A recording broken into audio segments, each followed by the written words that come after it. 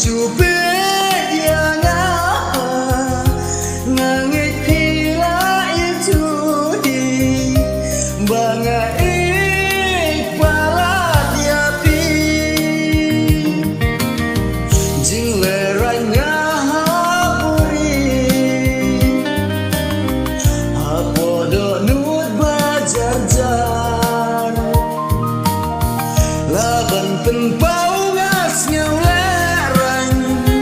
kum sentiu bai jenna alamar weri ngasuh yapman hey la la la la la la la la la la la la la hey la la la la la la la la la la la la la.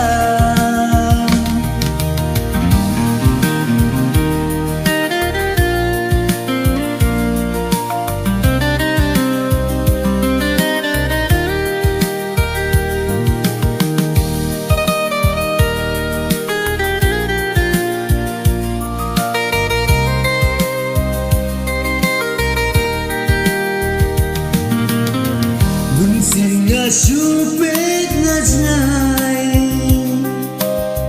iru sa